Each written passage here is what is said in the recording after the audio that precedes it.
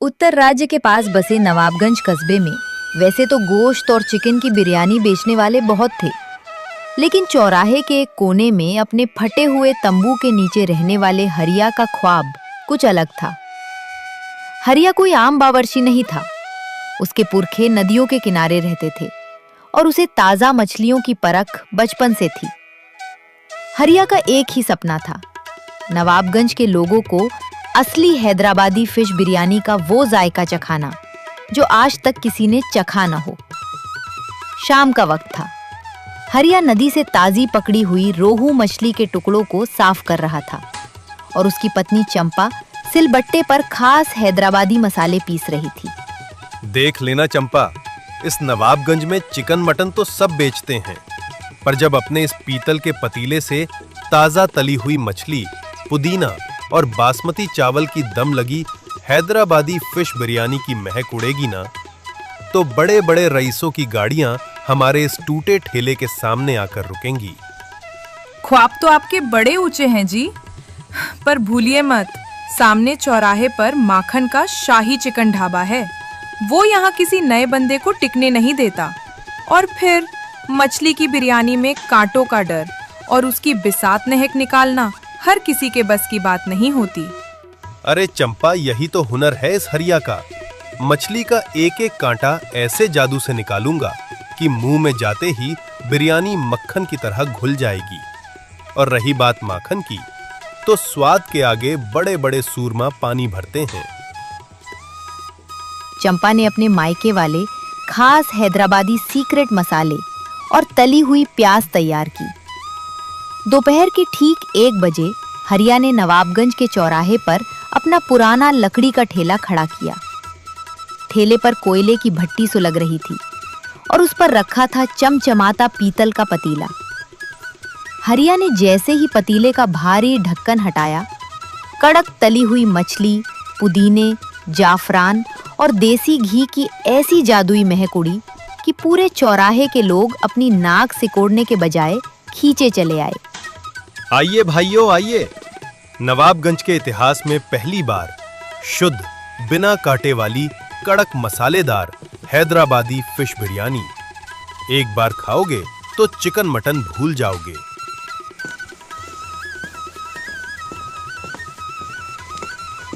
अरे हरिया, मछली की बिरयानी?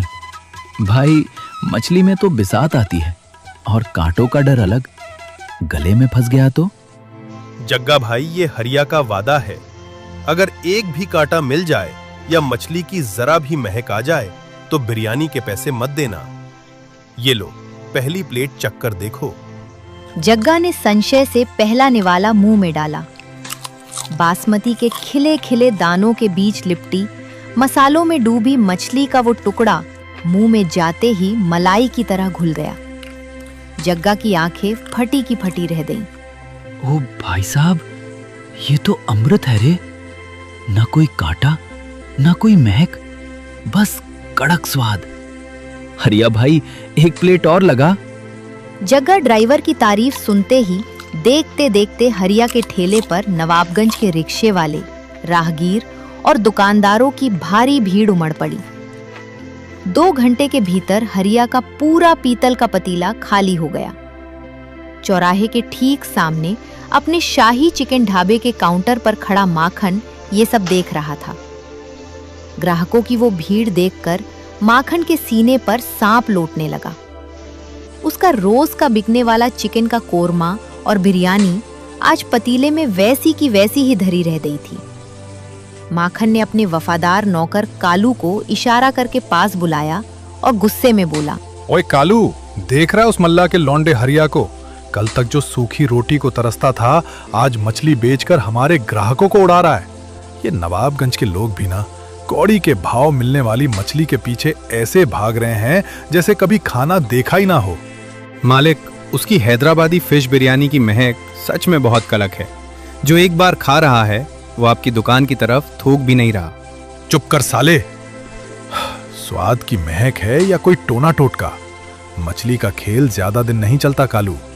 एक बार किसी के पेट में मछली का कांटा फंस जाए या कोई बीमार पड़ जाए तो लोग इस हरिया के ठेले को आग लगा देंगे।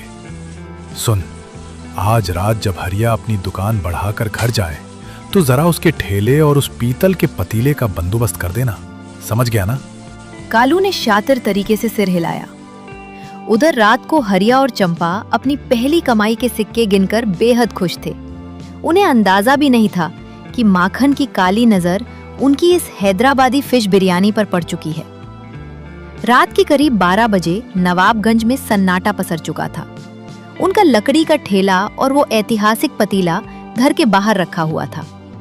तभी अंधेरे का फायदा उठाकर माखन का गुर्गा कालू हाथ में एक थैली लेकर रेंगता हुआ हरिया के ठेले के पास पहुंचा। उस थैली में बदबूदार सड़ी हुई मछलियों के टुकड़े और कचरा था और उसके सभी सामानों में मिला देता है। सुबह सुबह जब चंपा दुकान की सफाई करने पहुंची तो उसे पतीले के आसपास मक्खियां भिनभिनाती दिखी। उसमें चौंक कर जैसे ही ढक्कन हटाया, अंदर का नजारा देखकर उसके होश उड़ गए। अजी दौड़िए, गजब हो गया। देखिए किसी पापी ने हमारे पतीले में क्या कर दिया है। हरिया दौड़ता हुआ आया और पतीले के अंदर सड़ी हुई मछलियां देखकर उसके पैरों तले जमीन खिसक गई। सामने अपने ढाबे पर खड़ा माखन चाय की चुस्की लेते हुए कुटिलता से मुस्कुरा रहा था। हरिया समझ गया कि ये घिनौनी चाल किसकी है। सब खत्म हो गया चंपा। आज हमारे पास नए चावल और ताजा मछली खरीदने के पैसे नहीं हैं। माखन ने हमारे पहले ही हफ्ते में हमारी कमर तोड़ दी। अब लोग यहाँ आएंगे और इस बदबू को सूंघकर हमारी दुकान हमेशा के लिए बदनाम हो जाएगी। रोइए मत जी, ये रोने का नहीं लड़ने का वक्त है। माखन सोचता है कि वो हमें डरा देगा। नहीं, हमारी नियत साफ है। आप अभी दौड़कर नदी किनारे जाइए और अपने मल्ला भाइयों से कहिए कि आज उधार पर ताजा रोहू मछली दे दें।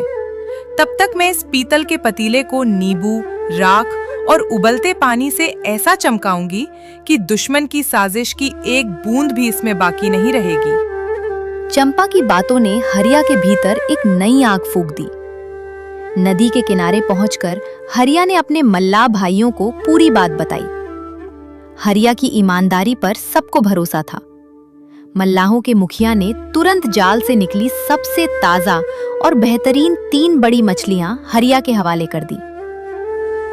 दोपहर के 2 बजे जब माखन को लग रहा था कि हरिया आज दुकान नहीं खोलेगा, इस बार चंपा ने मछली को तलने के लिए सरसों के तेल में मेथी और कड़ी पत्ते का ऐसा तड़का लगाया कि पूरे नवाबगंज का चौराहा महक उठा।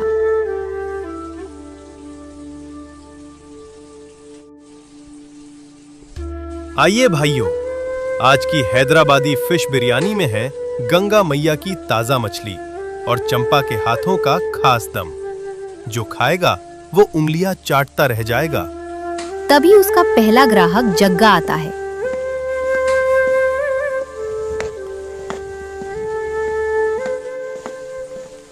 अरे हरिया भाई, आज तो महक कल से भी कड़क है रे। लगाओ 4 प्लेट। हरिया की हैदराबादी फिश बिरयानी का स्वाद अब नवाबगंज के हर घर की पसंद बन चुका था। रिक्शे वाले से लेकर तहसील के बाबू तक सब दोपहर होते ही हरिया के ठेले पर कतार लगा लेते थे। माखन का धंधा पूरी तरह चौपट हो चुका था। गुस्से में बौखलाए माखन ने अब सीधे कानून का सहारा लेने की सोची। उसने नवाबगंज थाने के भ्रष्ट दरोगा की जेब गरम की। शाम के वक्त जब हरिया मजे से ग्राहकों को बिरयानी परोस रहा था, तभी दरोगा एक सिपाही के साथ डंडा बजाते हुए वहां आ धमका। बंद करो ये तमाशा। ओए हरिया, तेरे पास इस चौराहे पे ठेला लगाने का लाइसेंस है क्या रे? और ये चारों तरफ जो तूने मछली की बिसात फैला रखी है, इससे पूरे नवाबगंज की हवा खराब हो रही है। चल ठेला हटा यहाँ से, नहीं तो अभी सरकारी सामान जब्त करके थाने में बंद कर दूंगा। दरोगा साहब, मैं तो गरीब आदमी हूँ। चौराहे के कोने में छोटा सा ठेला लगाकर पेट पाल रहा हूँ। किसी को मुझसे कोई शिकायत नहीं है साहब। शिकायत कैसे न? हमारे माखन भाई ने लिखित शिकायत दी है कि तेरी इस मछली की बदबू से उनके ढाबे के ग्राहकों का बैठना मुहाल हो गया है। कानूनन तू यहाँ दुकान नहीं लगा सकता। चल समेट अपना बोरिया बिस्तर। दरोगा जैसे ही हरिया के उस ऐतिहासिक पीतल के पतीले को उठाने के लिए आगे बढ़ा, वहां बिरयानी खा रहे जग्गा ड्राइवर, सुधीर दर्जी और रमेश मोची समेत दर्जनों ग्राहक उठकर खड़े हो गए। जनता ने हरिया के ठेले को चारों तरफ से घेर लिया। दरोगा साहब, जरा संभल कर हाथ लगाइएगा। हरिया भाई ईमानदारी से कमाकर खा रहे हैं। और रही बात बदबू की, तो पूरे चौराहे पर इस हैदराबादी फिश बिरयानी की खुशबू महकती है। माखन के ढाबे पर जो बासी चिकन बिकता है, पहले उसकी जांच करवाइए। हाँ साहब, माखन के इशारे पर नाच रहे हो। अगर हरिया भाई का ठेला यहाँ से हटा तो हम सब मिलकर तहसील के सामने धरना दे देंगे। भीड़ का गुस्सा और नवाबगंज के लोगों की एकता देखकर दरोगा के हाथ पांव फूल गए। उसे समझ आ गया कि यहाँ जबरदस्ती की तो बात कप्तान साहब तक पहुँच जाएगी। अच्छा ठीक है, कानून अपने हाथ में मत लो। हरिया, मैं तुझे 2 दिन की मोहलत दे रहा हूँ। अपनी दुकान का कुछ पक्का इंतजाम कर ले, नहीं तो अगली बार सीधे जेल की हवा खाएगा। इतना बोलकर वो चला जाता है। हरिया पूरी तरह से डर गया होता है। वो ठेला बंद कर घर जाता है। वो पक्की दुकान के बारे में बताता है। तब उसकी पत्नी गहने बेचने को कहती है। नहीं चंपा, ये तुम क्या कर रही हो? ये तुम्हारे मायके की आखिरी निशानी है। इसे बेचकर मैं दुकान नहीं खोलूंगा। मैं भूखा मर जाऊंगा, पर तुम्हारी आबरू पर आंच नहीं आने दूंगा। अजी, कैसी बातें करते हैं? गहने तो इंसान की मुसीबत में काम आने के लिए होते हैं। आज आपकी ईमानदारी और हमारे हुनर पर आँच आई है। इन झुमकों को गिरवी रखिए और चौराहे के पास जो वो पुरानी खाली दुकान पड़ी है, उसे किराए पर ले लीजिए। जब हमारी हैदराबादी फिश बिरयानी अपनी पक्की दुकान से बिकेगी, तो ये झुमके क्या, हम सोने का पूरा सेट खरीद लेंगे। मुझे आप पर भरोसा है जी। चंपा के इस त्याग और हौसले ने हरिया की आंखों में आंसू ला दिए। अगली सुबह वो भारी कदमों से चंपा के सोने के झुमके कपड़े में लपेटकर गिरवी रखने के लिए साहूकार की तरफ जा रहा था। उसका सिर झुका था और आंखों में बेबसी के आंसू थे। तभी रास्ते में उसे एक शहरी आदमी मिला, जिसने बेहद कीमती पैंट शर्ट पहनी थी और चेहरे पर गजब का रूप था। उस रईस आदमी ने हरिया को देखकर आवाज दी। भाई साहब, जरा रुकना। सुनिए, इस नवाबगंज गांव में कहीं हैदराबादी फिश बिरयानी मिलती है क्या? मैंने शहर तक उसके स्वाद के बहुत चर्चे सुने थे। क्या आप मुझे वहां जाने का रास्ता बता सकते हैं? साहब, अब तो वो ठेला हमेशा के लिए बंद हो गया। अब आपको वो बिरयानी कहीं नहीं मिलेगी। बंद हो गया? पर ऐसा क्यों? इतनी मशहूर चीज अचानक बंद कैसे हो सकती है? क्योंकि उस ठेले का बदनसीब मालिक मैं ही हूं साहब। दरअसल कल चौराहे पर पुलिस इंस्पेक्टर आया था। उसने साफ बोल दिया कि यहां ठेला नहीं लगा सकते। अगर धंधा करना है तो पक्की दुकान खोलो। अब आप ही बताएं साहब, हम छोटे लोग गांव के चौराहे पर ठेला लगा रहे हैं। किसी नेशनल हाईवे या वीआईपी सड़क के किनारे तो नहीं लगा रहे थे। पर हम गरीब लोग कानून से बहुत डरते हैं साहब। वो उल्टे सीधे केस कर देंगे, जेल में डाल देंगे, तो मेरा परिवार भूखा मर जाएगा। हरिया की आंखों में लाचारी देखकर उस रईस आदमी के चेहरे पर एक गंभीर मुस्कान आ गई। उसने हरिया के कंधे पर हाथ रखा। तुम पुलिस और कानून से इतना घबराते क्यों हो भाई? शांत हो जाओ। मेरा नाम करण है। मैं इस पूरे राज्य की सबसे बड़ी company Chaudhary group of companies के मालिक का बेटा हूं। साहब, आप इतनी बड़ी चौधरी कंपनी के मालिक के बेटे हैं? आप जैसे रईस आदमी इस छोटे से गांव में हमारे इस धूल मिट्टी वाले रास्ते पर कैसे? कुछ नहीं, बस मेरी कंपनी के 2 लड़के कल तुम्हारी इसी फिश बिरयानी के बारे में इतनी तारीफ कर रहे थे कि मुझसे रहा नहीं गया। मैंने सोचा यार, खुद चलकर देखते हैं कि इस जायके में ऐसा क्या जादू है। तो हरिया भाई, अब रोना धोना बंद करो। तुम्हें कुछ करने की जरूरत नहीं है। तुम बस मुझे अभी अपने घर ले चलो और अपनी वो मशहूर हैदराबादी फिश बिरयानी मुझे घर पर अपने हाथों से बनाकर खिलाओ। जब मैं खुद उसे चखूंगा और मुझे अच्छी लगेगी, तो मैं आगे का रास्ता सोचूंगा। और हाँ, वैसे तुम सुबह सुबह इतनी हड़बड़ी में जा कहाँ रहे थे? साहब, वो दुकान के लिए पैसे जुटाने चंपा के झुमके गिरवी रखने जा रहा था। अब तुम्हें कहीं जाने की जरूरत नहीं है और ना ही ये झुमके गिरवी रखने की जरूरत है। चलो पहले मुझे अपनी बिरयानी खिलाओ, बाकी बातें उसके बाद होंगी।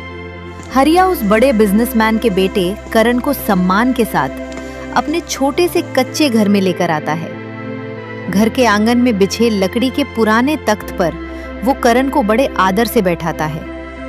चंपा रसोई में काम कर रही थी। सुनो चंपा, जल्दी बाहर आओ। ये हमारे गांव में जो सबसे बड़ी चौधरी ग्रुप कंपनी है ना, ये उसके मालिक के लड़के साहब करण चौधरी हैं। अरे बाप रे, इतने बड़े साहब हमारे इस गरीब के टूटे घर में। साहब, हमारे पास तो आपको बैठाने के लिए कोई अच्छा सोफा भी नहीं है। बहन जी, इस दुनिया में कोई गरीब नहीं होता। इंसान की सोच गरीब होती है, उसका हुनर नहीं। मैंने आप दोनों के हाथों के जादुई हुनर के बारे में बहुत सुना था। तो क्या बहन जी, आज आप मुझे अपने हाथों का वो बेमिसाल हुनर दिखाएंगी? मुझे अपनी वो स्पेशल फिश बिरयानी चखाएंगी? साहब, जब आपने मुझे अपनी बहन जी बोल ही दिया है तो आप बस 2 मिनट आराम से बैठिए भैया। मैं अभी रसोई में जाकर आपके लिए ऐसी कड़क और जायकेदार फिश बिरयानी तैयार करती हूँ कि आप शहर का सारा खाना भूल जाएंगे। चंपा और हरिया दोनों तुरंत जोश के साथ अपनी छोटी सी रसोई में जाते हैं। दोनों मिलकर बिल्कुल देसी और पारंपरिक अंदाज में मसालों को कूटते हैं, चावल उबालते हैं और मछली को तलकर बेहद उम्दा तरीके से हैदराबादी फिश बिरयानी बनाना शुरू कर देते हैं।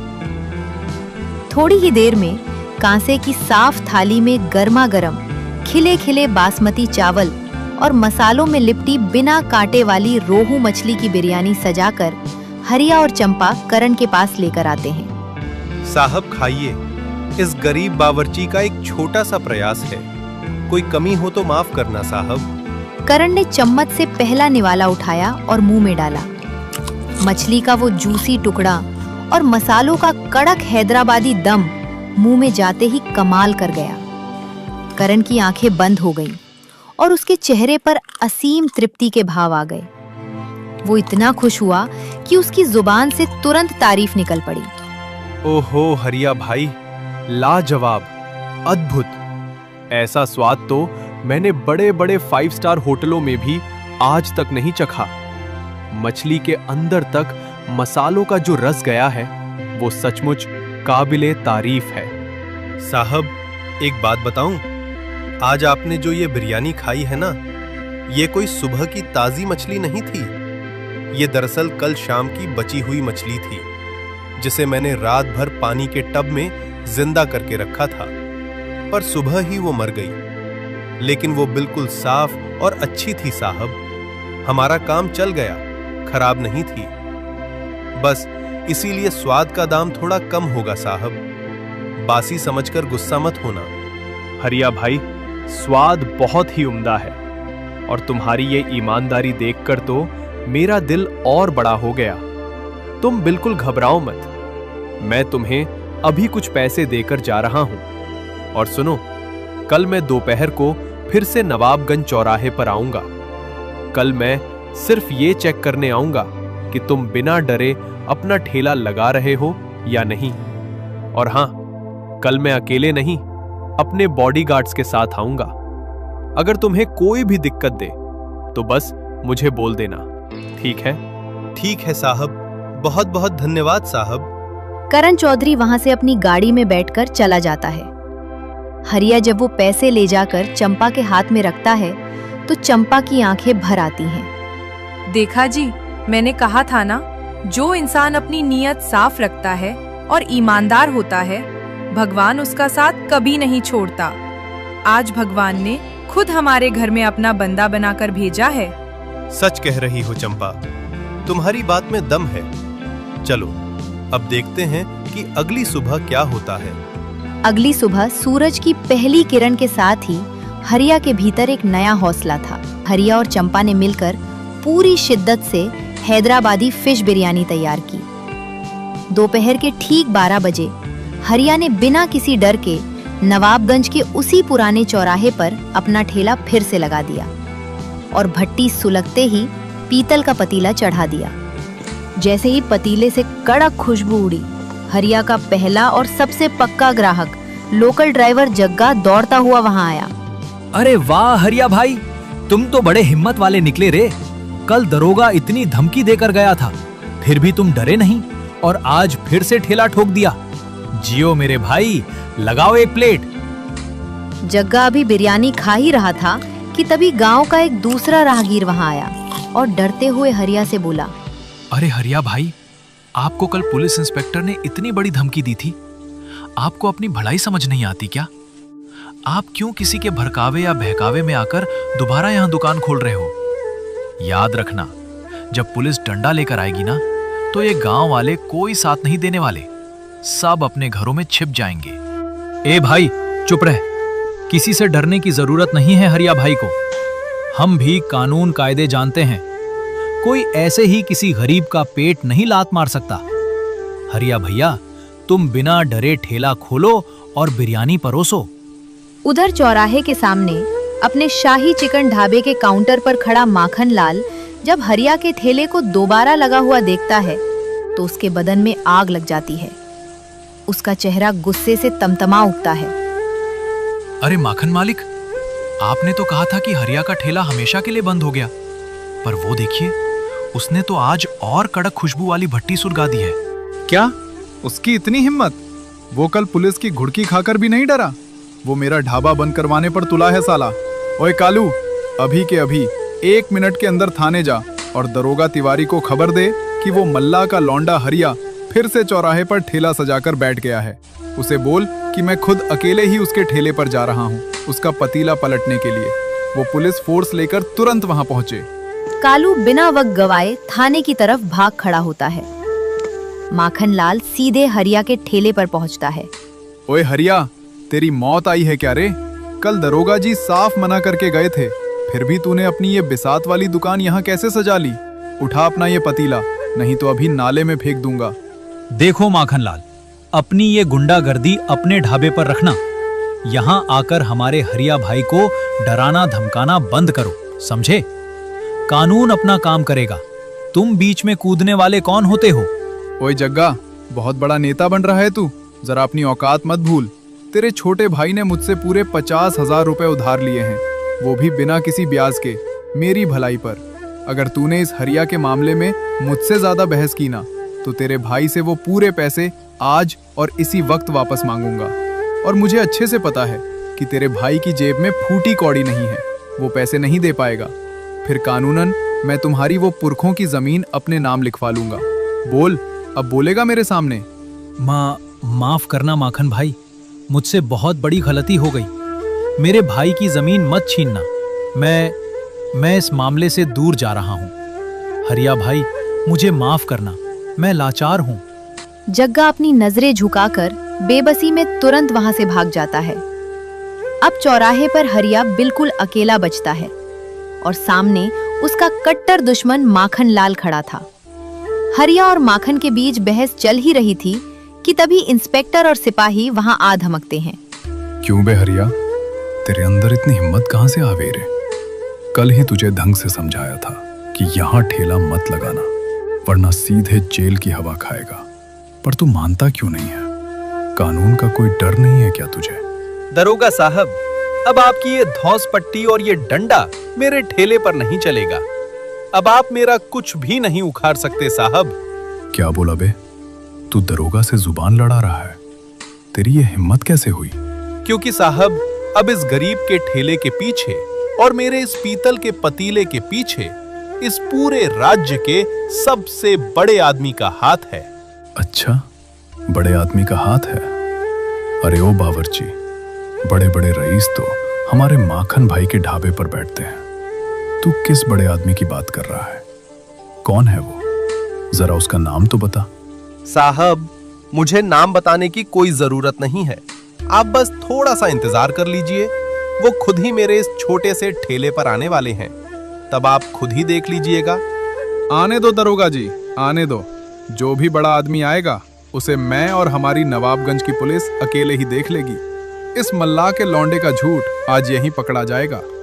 चौराहे पर सब इंतजार कर ही रहे थे कि तभी बॉडीगार्ड्स के साथ बड़े बिजनेसमैन का बेटा करण चौधरी वहां आ पहुंचा। जैसे ही दरोगा तिवारी और माखन लाल को पता चला कि ये पूरे राज्य के सबसे बड़े बिजनेसमैन का बेटा है, दोनों के होश उड़ गए। करण चौधरी के कड़े तेवर देखते ही दरोगा और माखन दोनों वहां से दुम दबाकर भाग खड़े हुए। ये देखकर हरिया बहुत खुश हुआ और उसने हाथ जोड़कर करण चौधरी का दिल से धन्यवाद किया।